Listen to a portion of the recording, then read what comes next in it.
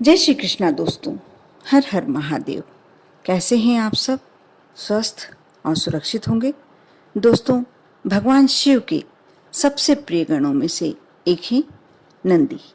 नंदी जी कैलाश पर्वत के द्वारपाल भी हैं। आप सभी ने देखा होगा कि शिव मंदिर में शिवलिंग के सामने कुछ दूरी पर नंदी जी विराजमान रहते हैं। कई लोग जब मंदिर जाते हैं, शिव मंदिर, तो नंदी के कानों में अपनी मनोकामना बोलते हैं और ऐसी मान्यता है कि नंदी के कानों में अपनी मनोकामना यदि बोली जाए तो वह जरूर पूरी होती है। लेकिन कई लोग सिर्फ भगवान शिव की पूजन करके ही घर चले आते हैं। भगवान शिव के साथ नंदी की पूजन करना भी बेहद महत्वपूर्ण है। कथा कहानियों के अनुसार भगवान शिव ने नंदी को वरदान दिया था कि जहाँ उनका वास होगा वह नंदी हमेशा विराजमान रहेंगे। इसलिए दोस्तों, जब भी आप मंदिर जाएं तो शिवलिंग के बाद नंदी की पूजन अवश्य करें। अगर आप शिवलिंग की पूजा करके सीधे मंदिर से बाहर निकल जाते हैं तो आपको शिवलिंग की पूजा करने का पूरा पुण्य नहीं प्राप्त होता।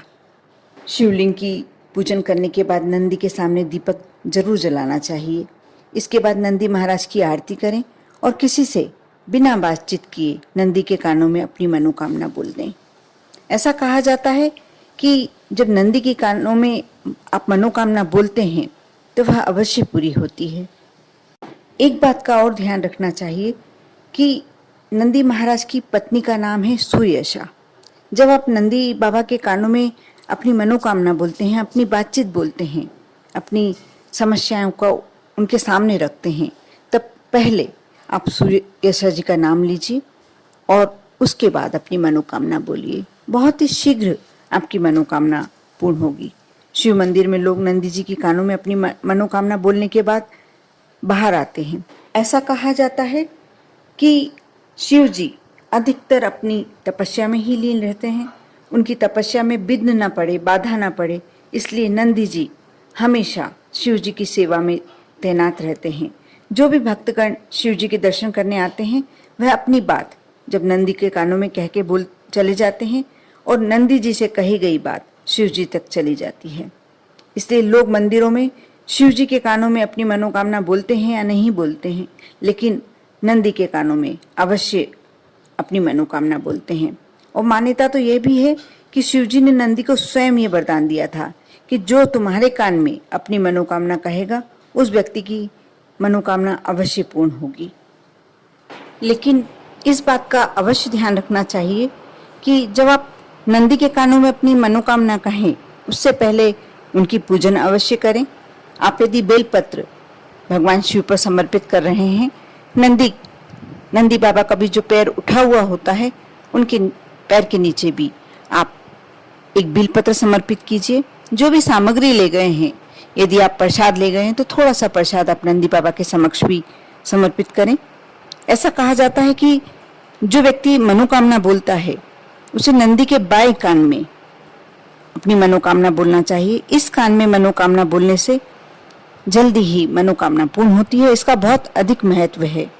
हालांकि आप दूसरे कान में भी अपनी मनोकामना बोल सकते हैं, लेकिन जब आप अपनी मनोकामना नंदी को बोलते हैं और उनके सामने कुछ भेंट समर्पित करते हैं, आपकी मनोकामना अवश्य पूरी होती है। जब आप अपनी मनोकामना नंदी बाबा के कानों में कहें, अपने एक हाथ से अपने होठों को, अपने मुंह को ढक लें और दूसरे हाथ से नंदी बाबा का जो दूसरा कान है उसे बंद कर लें। इस तरीके से जब नंदी बाबा से अपनी मनोकामना बोली जाती है वह जल्द ही पूर्ण होती है। नंदी के कानों में किसी की बुराई या किसी का बुरा करने की बात कभी ना कहें। आगे से जब भी आप मंदिर जाएं, शिवालय जाएं, आप भोले बाबा को जल समर्पित करते हैं, बेलपत्र समर्पित करते हैं, शमी पत्र समर्पित करते हैं, पुष्प, फल जो भी समर्पित करते हैं करें, पूजन करें, बाबा से प्रार्थना करें, लेकिन नंदी बाबा को बिल्कुल ना भूलें। अवश्य नंदी बाबा की भी पूजन करें।